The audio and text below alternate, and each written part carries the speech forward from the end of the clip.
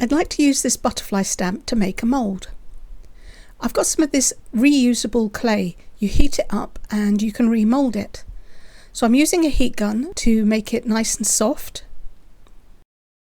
It's a little warm to the touch, but the gloves make it bearable. It's nice and soft and I'm leaving some imprints in there, so I need to smooth those out with my fingers first. Then I can place my butterfly on top. I'm going to use a stamping block to push the butterfly down and embed it in the clay. This will give me a nice level and flat surface and make sure that if I put any resin in there, I will get a good impression.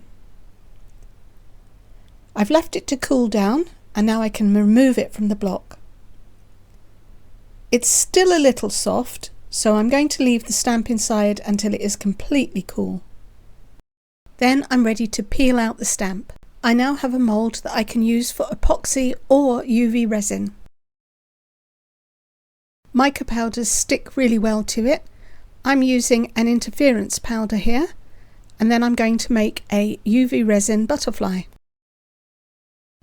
I put a little bit of Let's Resin UV resin into the bottom of the mould and used a silicone tool to move it around and to remove any of the bubbles that might have been stuck.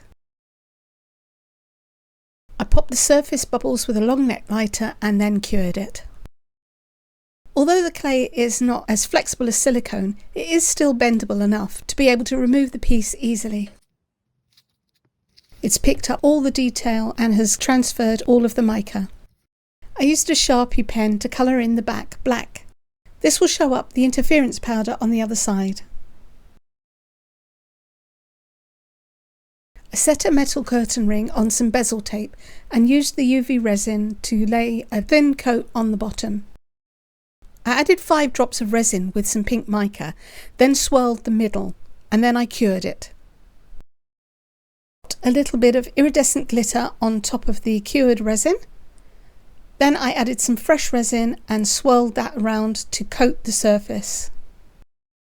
I lay my butterfly on top. The wings were hanging over the edge, but there was enough resin there to hold it in place. Once I had it in position, I cured it from the top, then I turned it over and cured it from the back. I added some more resin around the edges of the butterfly and smoothed it out to make sure that it was level with the top of the ring. I added dots of pink resin to the wings and some sticky back gems to the middle for the body. I added some holographic glitter to the back and sealed that in. I can't wait to use other stamps to make moulds.